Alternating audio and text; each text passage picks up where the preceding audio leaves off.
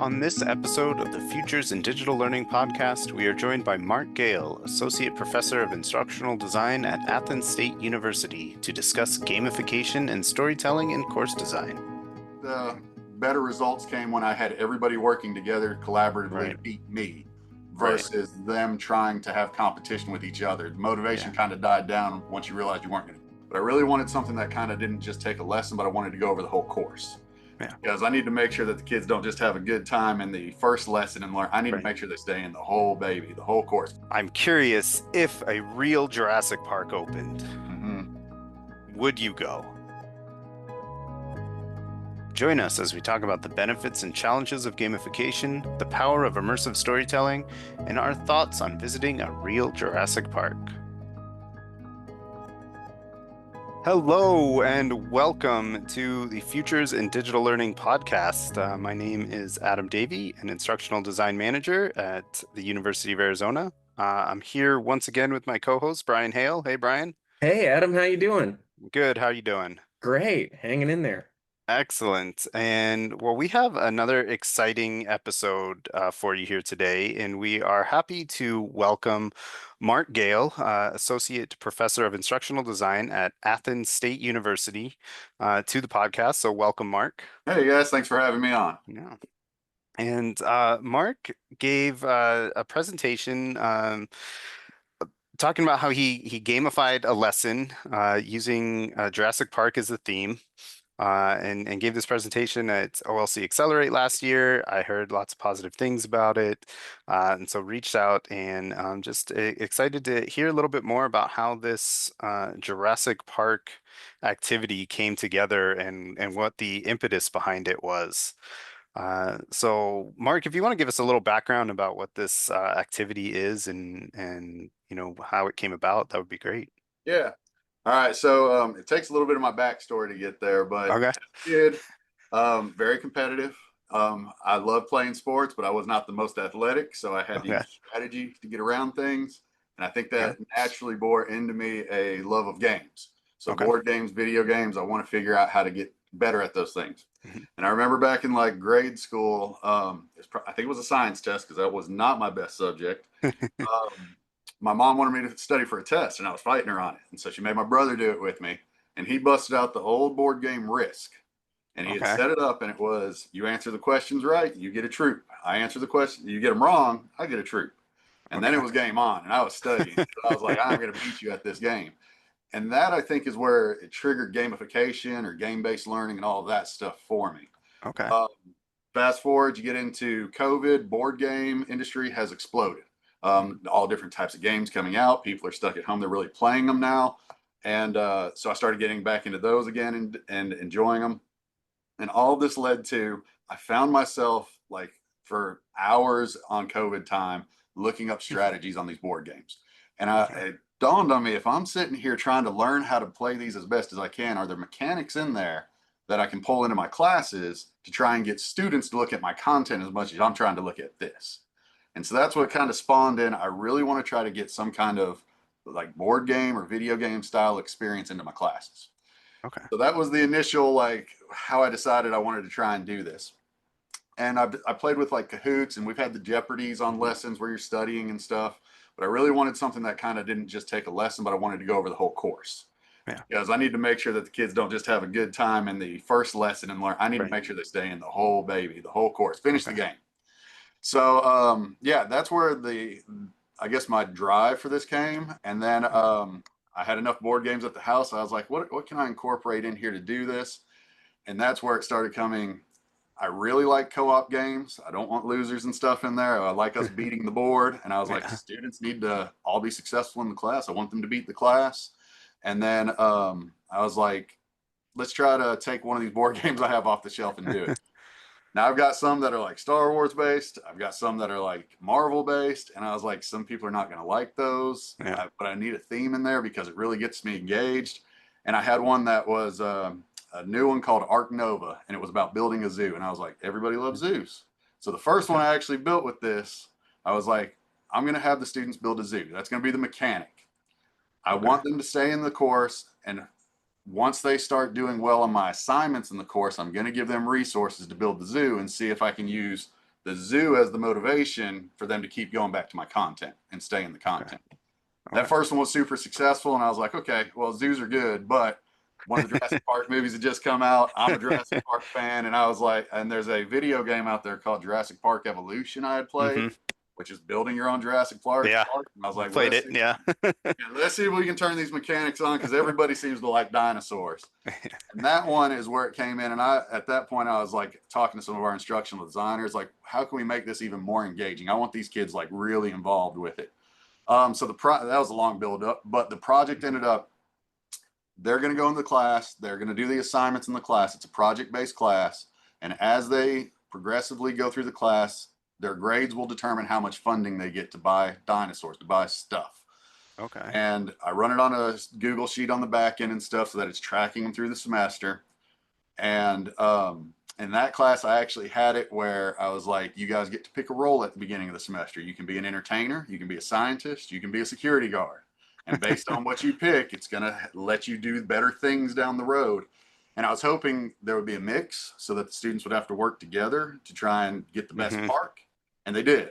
And so I had different paths that they went down, different stories that took them. And by the end, they were passing the class. The projects were coming out great, but they also built a Jurassic Park, and they just had a really great time doing it, and the feedback was really good on it. So again, I try to do it over the whole class. The mechanic is as they do the work, and they do the work well, they get more funding to buy their dinosaurs, and then they're growing the park as they can go. Okay. Yeah, so that's kind of the way it looks. So are they working together to build one park, or are they each building individual parks? So I've done it a couple different ways, because I was curious on that too. Yeah.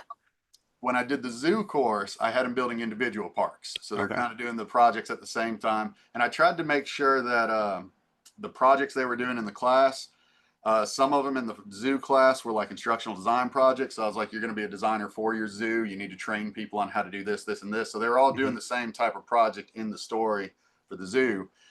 And I got decent results, and they were working together. I think I said something where if there were certain animals in that Ark Nova game that were endangered species. And so I was like, if you donate them out to an animal conservation as a class, I'll give you a bonus as a class.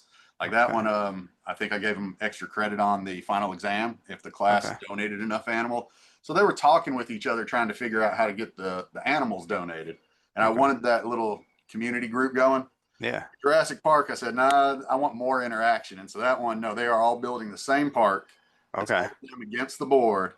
And what it was is each dinosaur they bought would give them, and I'm going to be honest, I pulled the numbers from that Jurassic Park Evolution game because I was like, I have no idea how to balance this. But I was like, you're going to buy the dinosaur. The dinosaurs have a popularity, but they also have a danger. And it's up to you guys as a team to work together and manage them so that you get it popular, but they don't eat people. And if you get that by the end of the game, you meet like 2,000 guests and nobody gets eaten, you guys get the benefit. So that one was all of them working on the same park together, but they felt like they had different roles. I was the scientist in there. I was the security guard in there. And that one, the interactions they had while working on the side, trying to figure out the numbers and stuff, that was awesome. And the peer pressure pushed them, I think, to make the better projects because they wanted the money. They didn't want to let their teammate down and have to wait. So, but no, I did it both ways. I think the better results came when I had everybody working together collaboratively to beat me versus them trying to have competition with each other. The motivation kind of died down once you realized you weren't going to catch up to somebody. Right. So, that's really cool.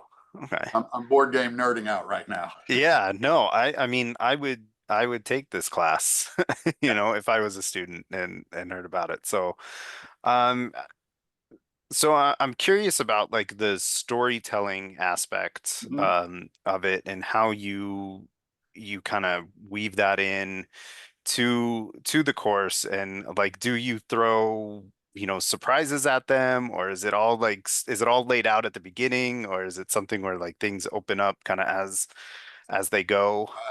So again, two different ways. Yeah. The zoo one was more straightforward. I opened it up with each week. I usually coordinate my weeks with a module of content, and each week they would have a next part of the story, and it would somehow tie in. When I built it, I initially built a course. I didn't have the story on it. I didn't have the game on it. I wanted to make sure I had a solid course, Right. knew my assessments were lining up and were strong, stuff like that. Then I came in and put the game mechanics and the story on top. So I had to map it out, and I had it on paper where this is the chapter of the story I'm going to tell here. This is the event I basically wrote a story, and thankfully ChatGPT had come out Yeah. at that point and helped me with that. But there were certain things I wanted to mechanically make sure were in there, and then ChatGPT filled out the gaps. So each week was a new chapter of the story, if you would. Okay. Jurassic Park, I was like, okay, we need to have something. I found from the first game, if the numbers didn't balance, it was hard for me to go in there and make sure they still had a chance to win. Because in games, you don't want it to be so easy you get bored, but you Right. don't want it so challenging that you give up. Right. And I was having a problem balancing those numbers. I felt like if in Jurassic Park, I could put in random events where I would have the flexibility to manipulate numbers to keep the game in check, it was a little bit easier and it would be more fun to have the stories. So on that one, again, I had all my modules mapped out, and I actually sat down with some other Jurassic Park fanatics in the school, and I was like, all right, look, I know in the first movie the animals started breeding. I know in the first movie there was a hurricane. You know, I started like these were the mechanics that were in Yeah. the movie that caused problems. We're going to throw those in the game too. Yeah. So we had to make up a couple of them. ChatGPT helped us make up a couple extra, but basically they would be introduced to what the task was that the CEO of Jurassic Park was telling them to do for that module. They would work on it. The story would carry them through to that point. When they got to the end, it was a wrap up of, hey, congratulations, this was a great thing. Our investment has paid off well. Oh, but here's a problem that's happening. A hurricane's coming in. What do you do? This is happening. What do you do? And we didn't really know how to end that. So I was like, why don't we give them a choice? And so we put 3 options down there. None of them were good options because you can't really get around a hurricane easily, Yeah. you know. But we told them as a class, we set up a discussion board and we said, you have until this date to vote on what the answer is. And whatever majority votes, that's what you guys are going to do. And that consequence that we put in there with that decision happens. So are you going to evacuate the island? Because there goes all your attendance. Or are you going to leave them on there? Your threat level goes up. Are you going to do this and put them in bunkers? It goes up a little bit, but it costs you money. So that one we did throw random events that kind of kept that story going. But again, I had text message chains where they were debating back and forth, like which one should we do? Like, what are you going to vote for? How are you going to do it? And so I didn't expect the collaboration to be that heavy on that. I figured they'd just pick theirs and vote. Yeah. But I really liked the way that turned out with it. But yeah, each module was the story. I had an overarching, I want them to grow the park, but each module was its own chapter of what the park would look like the next month, the next month, the next month, or something like that. Right. So yeah, it flowed really good, surprisingly. That's awesome. And was there any sort of like reflection at the end of the course about like, whether they were happy with the results or wish they had done something different or, anything along those lines? Now that I think about it, I didn't actually ask them Okay. about like the mechanics they did in the game. Like, should you have with week 3 had done this? We had this being funded a little bit on the backside from a grant that we had. Okay. So I was tracking just satisfaction numbers overall, and they loved the gaming experience. It was a little bit, not only the motivation, when you first come in. Now that class, I put a lot of extra time in. I went and Jurassic Park logoed everything. AI generated out little character images, stick them up next to their script that they had. So you think you're used to coming into a Canvas shell that's kind of standard, but now you come into one where it's just flashing Jurassic Park on the front of your page and stuff. So they were super motivated to go in at the beginning, and then as they kept getting to do projects, I tied it to Jurassic Park. So it's not a real life project, but it actually seemed like it had practical application, like it could be something they would do. So they got really engaged in that, and they liked doing those the video. It was a multimedia class basically. And so they're making videos, and they like making the videos that had a purpose behind, instead of me just saying, okay, now do a video here where you're editing the audio and put that in. So overall, I did survey them, and they loved the class. They loved the concept, and none of them had ever seen a whole class carry a game and a story. Most of them had seen a lesson where it was like, here's a little game at the back end to teach you or review something. So they liked that concept. but I'm going to have to add in a reflection, maybe even at the end of like, every other module or something Yeah. like, hey, what would you have changed if you had to redo this one? And I do know there was one point I remember in the class, I had somebody emailing me really a lot because a decision had to be made. And they were like, we're about to go over the threat level and somebody's going to get eaten, but we talked to the security person and they're going to build this. Which one are you going to check first? Because we don't want them to get eaten before this thing's built. Now, the fact that you guys are actually talking about this on a Sunday and emailing me, I'm not going to blow your park up. You're good. Yeah. But that's kind of the thing that told me they were really engaged in going with it, is they were putting a lot of thought into and communication with each other into how to get through this thing. Yeah. So yeah, that's That's a good idea. I'm gonna have to add in those okay. self-reflection. Yeah. Yeah, I was just curious, what Well, I know when I'm playing the board games, I always have the, oh crud, I wish I wouldn't have done that move right? right. Yeah. So never thought of putting that in a class. Yeah. I used to, when I was a kid, reading the Choose Your Own Adventure books, Yeah. I would kind of fold the page number in. And so like if I read and was like, oh, that was the wrong choice. Let me go back and like Oh man. choose the different one Yeah, now. I Like would that do was, that, get yeah. about 5 of them down, and then, Yeah. oh man, I don't remember what page that one was on. I'm Yeah, gonna yeah. So and then so just curious too, like the student population of this course, is it traditional undergrads? Was it like a you So know these ones it's all online and they're all going through my grad program. grad And program? we Okay. run a high flex version that we call active flex. So we had to make sure we had active learning components in there so they could Okay. come live for pieces. Okay. But most of them stayed straight online. Okay. Being graduate students, they've got a little different motivation Yeah. level from undergrads. And it was also a lower enrollment one because it's a new program. So I think we ran it with 8 people running in there. Okay. I'm hoping to try and do a similar one with one of our multi-section classes that would have, 30 kids in it. Yeah. And if we ran it over multiple sections, now you're talking, Yeah. 100 kids. But I really got to think of how the mechanics are going to work on that, because Right. tracking it on a Google sheet with 8 is a lot different than tracking it Right. with 40. So I Yeah. got to figure out some automated ways to be able to do some of that. Otherwise, that'll be a beast. I think the potential is there. I just can't figure out how to scale it quite Right. yet to where I want it to go. Right. So, but yeah, that one is going to be Okay. an ed tech class, and I really want to Harry Potter it. And I'm like, Oh, okay. Harry Potter needed some tech upgrades. We can make Yeah. this story work in there somewhere.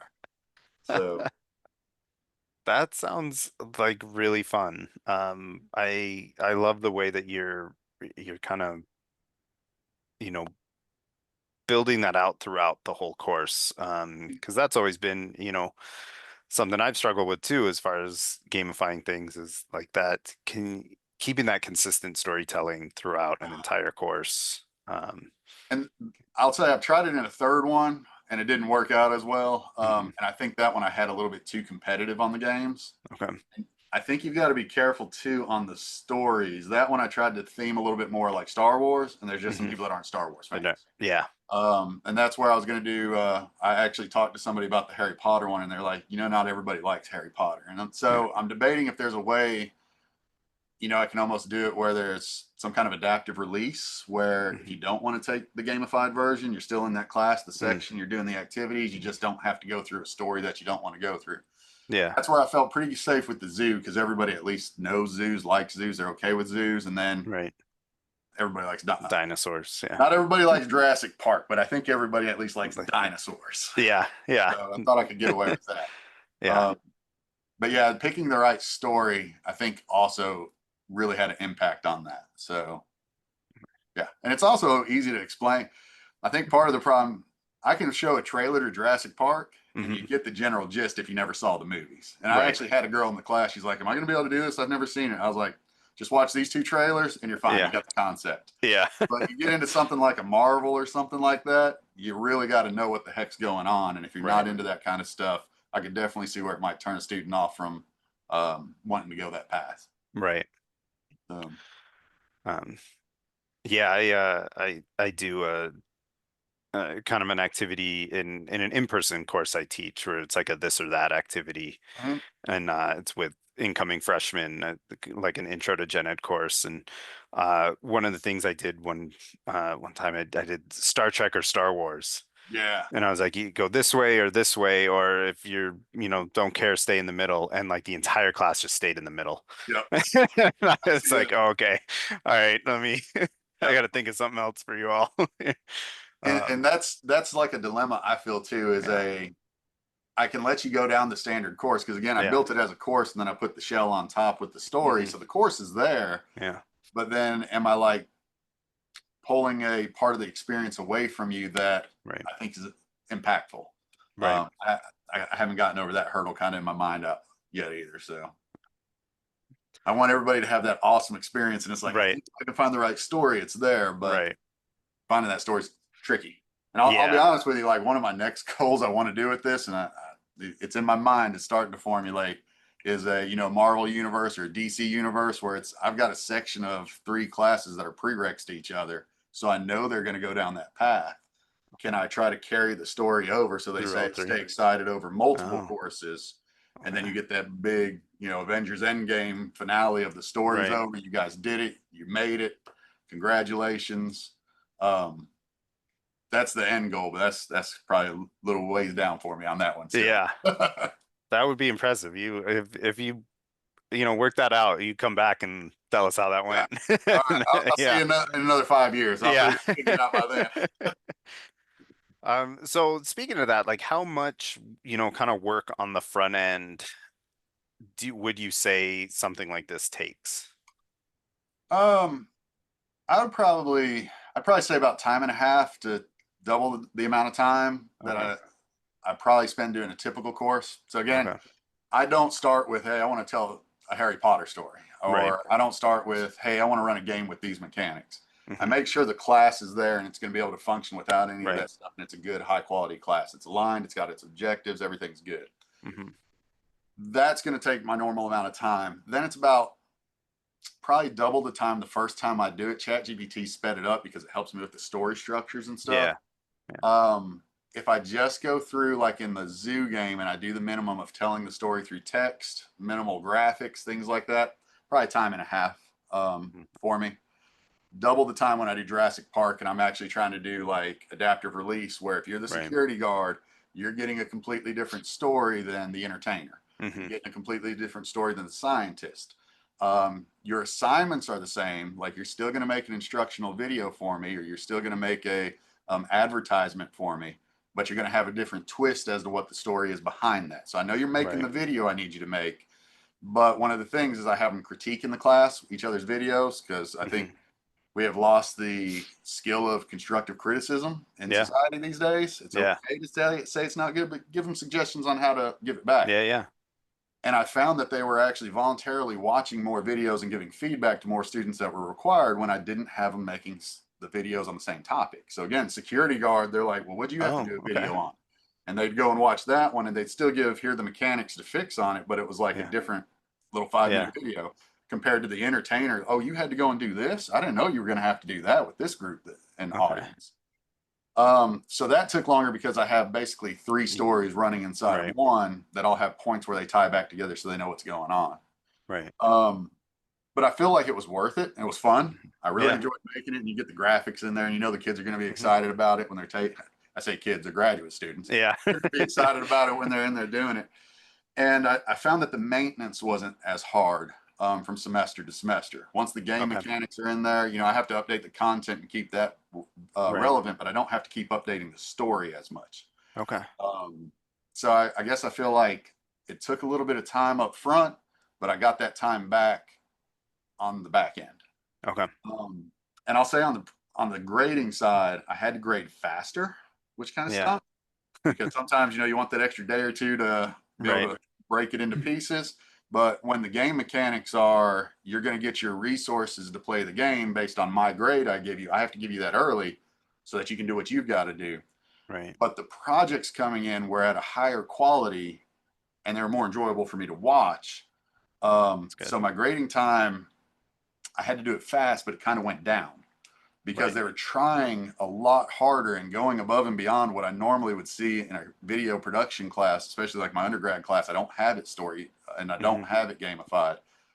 The projects were coming out so much better. My grading time went down because they were putting that effort in. They were. they're figuring it out on their own so they can Right. maximize their dollars. Right. Okay. And so, yeah, it took a little bit of upfront Okay. time, but I feel like I got a lot of that back. Yeah. Okay.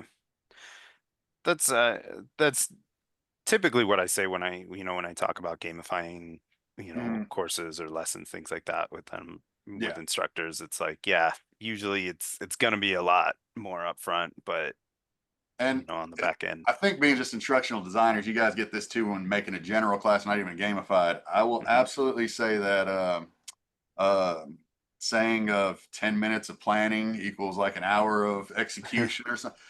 Yeah. It's not going to look glorious until you get to the time where you can actually start putting the images and stuff in there. But if I Right. hadn't taken, I had a 4 hour flight back from a conference is where I started thinking about this, and I had the instructions for that board game, and I had my tablet, and I was writing down like I think Yeah. this is where I want the story to go in these modules.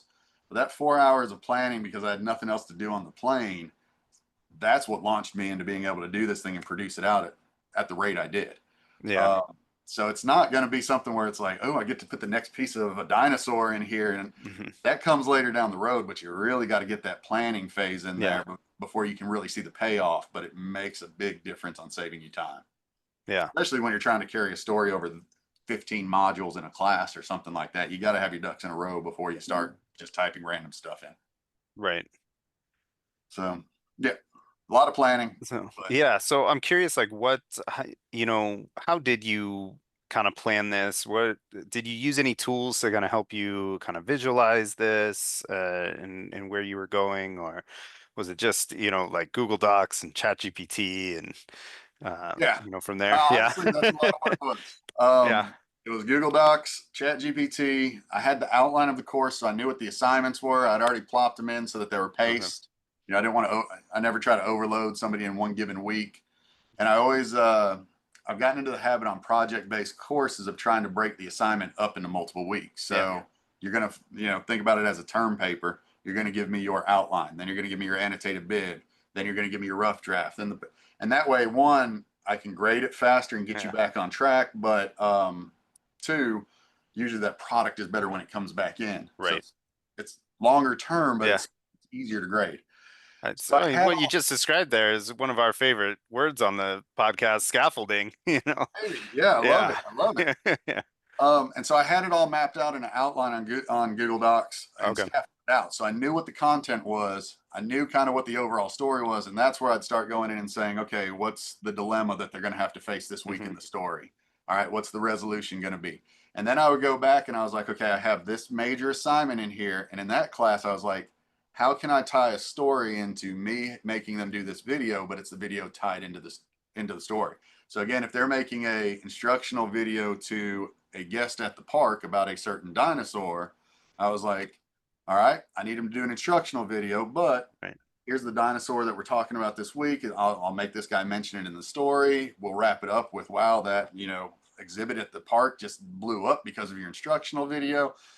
That's where I started kind of mapping it out on this is what I want to tell in the story through each module. Then I had ChatGPT come in and give me the actual scripting and the details in the document Okay. because I don't know anything about genetics, but it made it Yeah. sound like it kind of Right. could have worked. Right. And I'll say this, the other thing was, how are you going to make a lot of videos on Jurassic Park? This was the first class I really was like, we're going to use AI. Like it's out there, you got to do it. So Yeah. I showed the students, look, I'm using AI throughout this to help some of these scripts. I expect you guys to use AI to generate out some scripts because you don't know anything about genetics and Right. dinosaur manipulation and all that. So use it, edit it, don't copy it. And then some of them went as far as starting to use the AI generators for images like the Dolly. Hmm. And Hmm. some of them went in and started doing AI generated videos and putting those in there. So Okay. one of them I had them do like a headshot video because they got used to talking, Hmm. lecture style in instructional design. And she was in there, she was talking, she had it set up, and she's talking to the camera, and it cuts over to dinosaur scenes.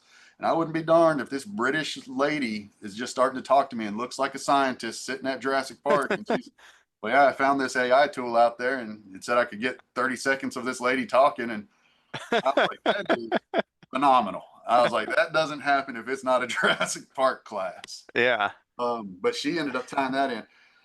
I get away from your question of Yes, it was Google Docs and it was Chat Yeah. GPT. But once I had the outline of my class and I knew what I was going to build, it was tying the story into each module. And I tried to make sure as many assignments as I could had the story somewhat tied into that as well. Okay. Wow. Very cool. So, And I'm glad that you talked about the use of AI and how you were transparent with the students too about using it and encouraging their use as well. Um, and I think that's valuable and it's, helping teach those skills, right? mhm. Those AI literacy skills that they're Right. going to need in the future as well. Well, and I got kids, and I can't remember if it's a podcast or at one of the conferences, probably an OLC conference on AI stuff. But they said it's kind of like training your kids. They're going to figure Mhm. out how to do it one way or the other. So it's up to Right. us to show them how to do it appropriately. Right. And if we're not willing to kind of, I guess my philosophy is if we're not willing to kind of step out there and show them there is an okay way to do this, Mhm. Lord knows what they're going to come up with to do it. Right. So Right. that's where I was. This was the first one I really wanted to tell them, like, it's okay to use AI, but let me Yeah. guide you in the ways Yeah. you should for this field. Yeah. And copying and pasting is not the way to go, but Right. using it for your brainstorming and getting a Mhm. generalized thing that you can start editing. I was okay with them doing that. Yeah. Yeah. Especially the girl that never saw Jurassic Park. She would have been Right. completely lost. Yeah, I mean it's and it's helpful to get that kind of start and I've created some gamified sessions for OLC in the past and we did kind of like an art heist. I was in that one. Where were you? Okay, I yeah. was. I did So not guess it correctly in the end, but I was in that one. yeah, so awesome. So you remember we kind of talked about how like yeah, we used AI to put this story Yep. together because I can't like Yeah, that write was a this lot of and moving pieces. Right, right. yeah, I don't know how to write characters and all this stuff and make sure that they're we're not putting conflicts in about what we're telling some people and Absolutely. others and yeah. So it's helpful in that sense like to do this and it was a very engaging kind of session and workshop that we did and stuff. Right. So I remember it. Like I said, yeah, as soon as there you you go. said it was the Well, heist, thank you. I was like, I know Yeah. exactly which one you're talking about. I was in Yeah. that. Awesome. Cool. Well, um, you've kind of already, talked about this as far as the some of the benefits and what would you say are maybe some of the drawbacks Mhm. to this style of gamifying a course? Um, well, one I had mentioned is scalability. I don't Yeah. have any idea how this would work Okay. if you had 100-person seminar class in Right. something. Right. And I feel confident too. Subject material, you could Mhm. get something like this in anything, especially Mhm. ChatGPT kind of helping you brainstorm some of Yeah. that out. Mine worked really well because they were project based stuff. Okay. So I could kind of think of it as more of this is a corporation we're running, Right. instructional design, especially if you go into freelancing, you're going to probably work for corporations that you got to build these. So the subject matter really kind of played in with it.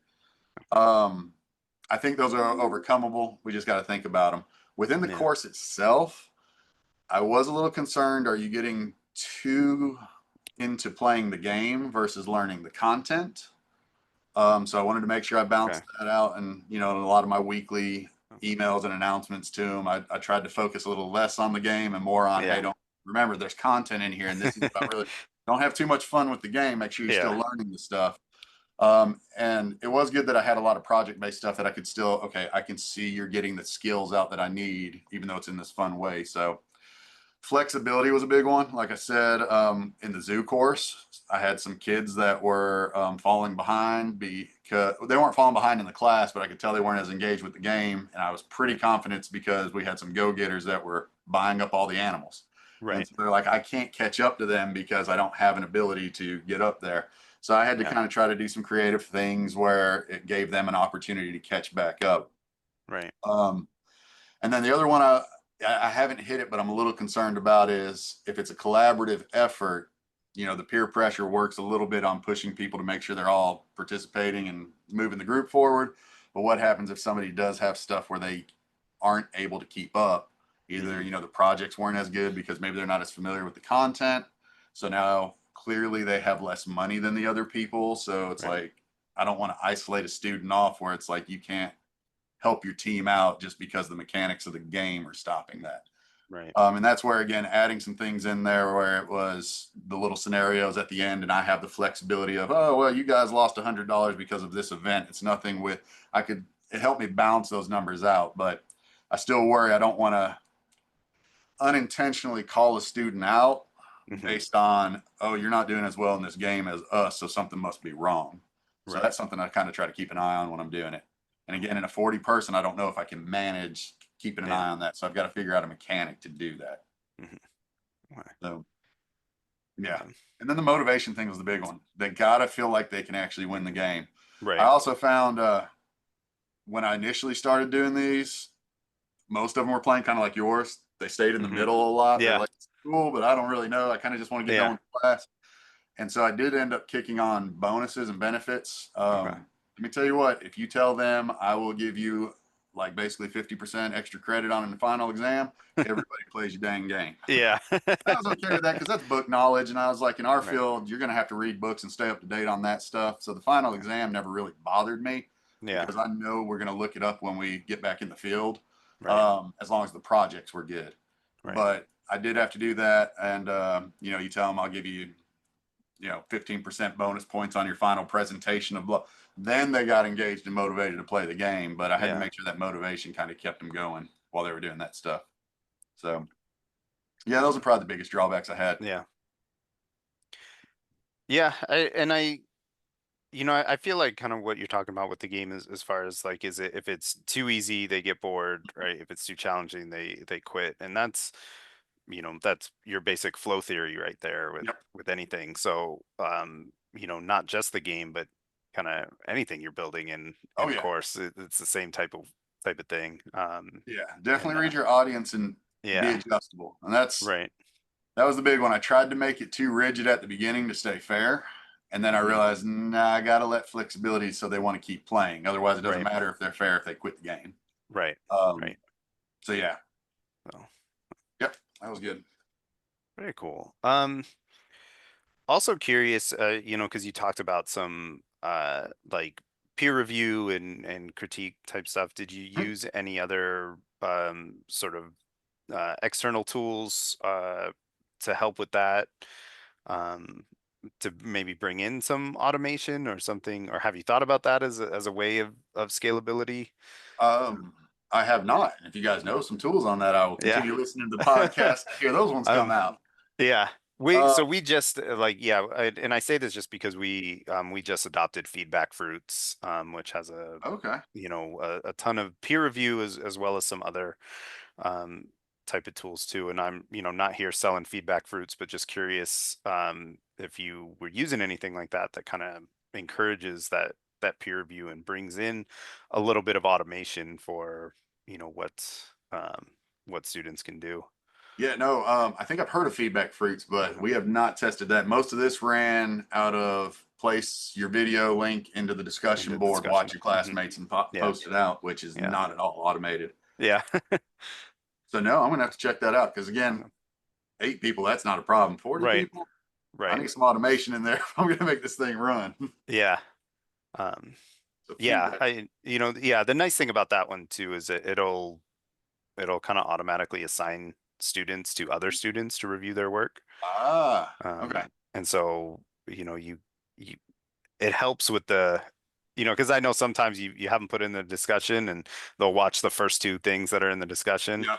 And maybe, with your case with the story, you were saying they were branching out and wanting to look at more to get diversified, um, but Wow. typically they're watching and there'll be videos or things, posts that just don't get read because students don't scroll that far down, right? Absolutely.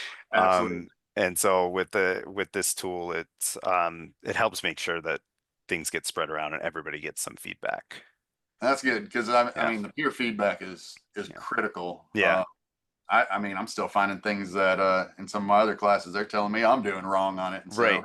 I'm like, hey, let's get some different opinions in there. Yeah. Don't just have me review it if I'm doing it Right. wrong too. So Yeah. yeah, no, I absolutely like that. Cool. All right. Well, yeah. Well, it's something to think about. I'm, curious to hear how how you are able to scale that up and, what that might look like. So, We're going to give it a shot. Yeah. What it'll look like is chaos at the beginning and Yeah. beauty. So basically, you're saying it'll look like Jurassic Park. Yeah. Yes. Yeah. Except for I think that one still ended chaotic. I'm hoping Chaos. not to go Yeah. that movie. Yeah. It was chaos to smooth the more chaos. Yeah. Yeah. So, um, well, I think this has been a real fun conversation to have, and I'm so glad that uh, accepted our invitation to come and chat about this. Yeah. Because No, now I'm feeling inspired too to think about, okay, you know, what can yeah. I talk into doing this with me here? And don't get me wrong, I enjoyed making it and teaching it, but that's what I Yeah. was shooting for. We have all education students kind of in Mhm. our college, and I wanted them to be able to. This is the type of thing you can do out there for your students too. It Yeah. takes some creativity and Yeah. a little bit of elbow grease, but the tools are out there to help us with both of those at this point. So Yeah. give it a try. I always like trying to push boundaries on these type of things with it. Yeah. Now, Very cool. hearing that you're inspired to give it a shot, I Oh look yeah. forward to seeing what story you tell. Maybe I'll hop in that class myself. Yeah, yeah, no, that's what I gotta think about that. And like you said, kind of finding that right one Mhm. where it's not kind of alienating folks and but it's, universal enough to get people interested. So Yep. very cool. Brian, any thoughts on your end on seeing you nod along and I know you're a big gamer as well, so Yeah, yeah. unfortunately, this has opened up a whole can of worms for me. Yeah. Uh, I want to figure out how to get Oregon Trail gamified Oh, into a course because I Yeah, remember many, many hours spent trying to beat that game and always dying of dysentery at the end. right. Um, so I gotta, and there's other. I feel like what you said earlier about dinosaurs being the perfect thing. Everybody likes dinosaurs. Um, Marvel, DC, that is such a specialized kind of thing. And so I'm trying to like think what other just general things like dinosaurs. Adam did the art heist one. I think that's a perfect you're working in a museum and there's been an art heist. That's great. That could sort of fit in with the Indiana Jones sort yeah. of theme. And I think Indiana Jones is kind of like Star Wars. How many Star Wars movies are there? Most Mhm. people have seen the first one. So if you base it off of just that first one, I think you're in a good space. But when you try bringing in all these other characters and, going the whole hog, bringing in the whole universe, you really lose focus on what you're trying to do. So, that I've got some notes down here for stuff that I want to explore a little bit more and see, because I'm a big board. I remember flipping that Risk board game up when my dad and I would play it and just going, no, no, you do this too well. I'm not going to play this with you. Chess was the same way. No, Yep. get out of here. Get it done. And, you've got to have that um, you flip the board up and you walk off, and then 10 minutes later, all right, let's do this. Let's get back to playing this game again. So there's that little sort of breadcrumb trail that you've got to entice your students to want to play the game and make it just difficult enough that And I'll they say keep coming back. with what you're saying, because I did that same thing with my brother, just cleared the whole table. The arm went across, knocked all the pieces off. I think that's where the storytelling and the gamification have to play together because some people like the games, some people get engaged in the stories. Yeah. So if you can get them on one of those hooks, usually they're okay with doing the other one. And Okay. so if you don't like playing games because everybody just slap it across the table, at least maybe you do like the Star Wars piece or the Jurassic Park piece where you're engaged enough that I'll stay with that piece of it and I can get through the rest. If you Yeah. don't like Star Wars, maybe you like playing games and you just want to beat the game and I don't really care what the story is, but I feel like that's the best of both worlds type marriage right there. Yeah. Yeah. And then you also have to think about the folks that come into the class and they look at a gamification piece and maybe one of the first or second things they think is, but how does this relate to Mhm. the course material? Mhm. Because I did have somebody about 2 weeks ago, I was doing a presentation and we showcased a really entertaining course tour video. Mhm. And I thought, oh man, this guy is engaging. He's talking about his qualifications, his hobbies, his past, and he's tying it all together and how all of what he's done up to this point in his life has led him to this point and why he's so enthusiastic about this topic. And then I had one participant say, that's just not my style. And I was Mm, like, Mhm. and that's great. You need to put your personality in the course.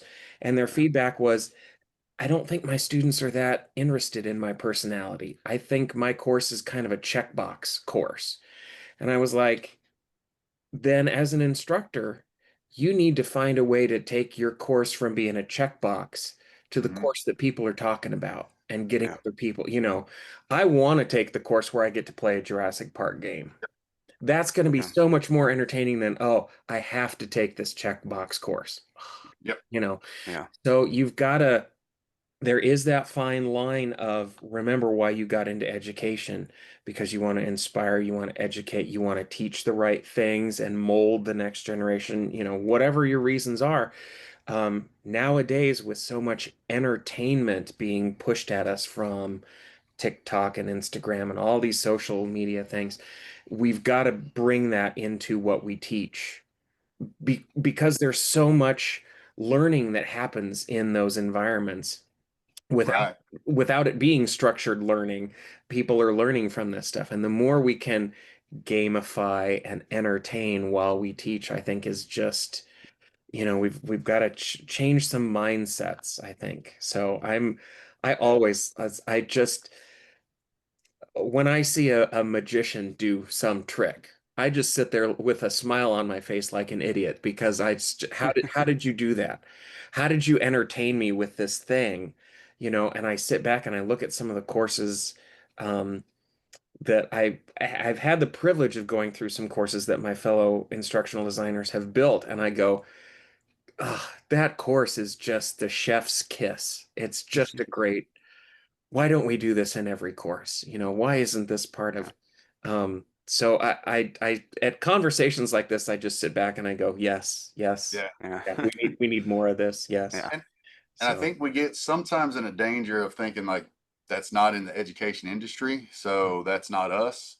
But we got to remember they're doing as much research on how humans interact with yeah. stuff Mhm. as we Yeah. are.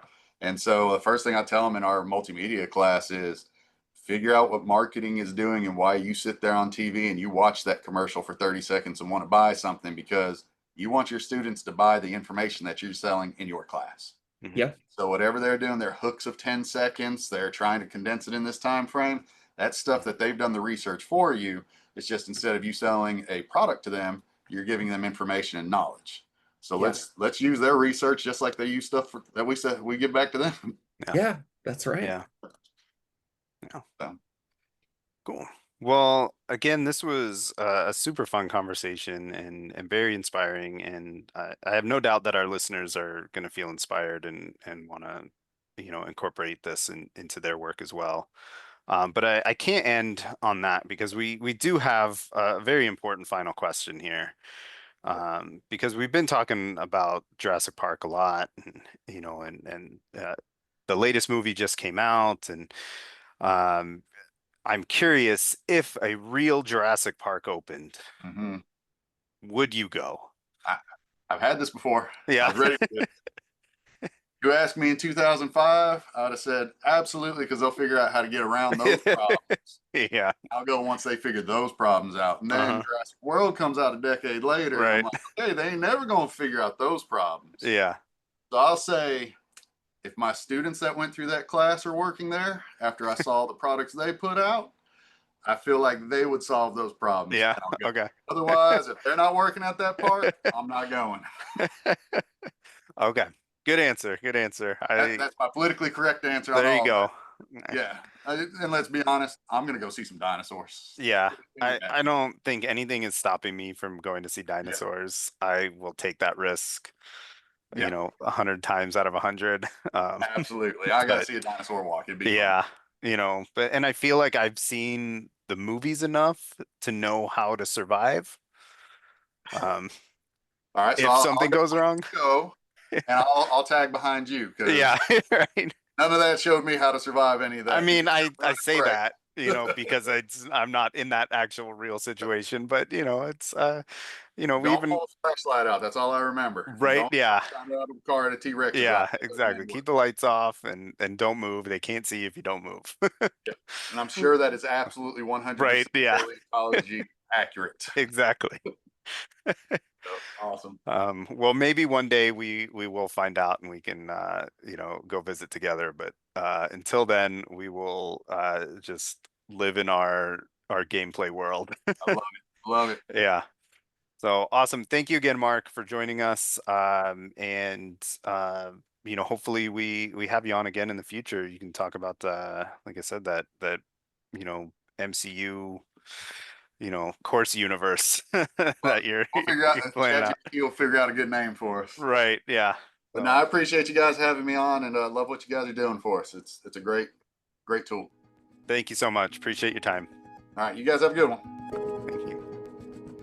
The Futures of Digital Learning podcast is a production of the University of Arizona University Center for Assessment, Teaching, and Technology.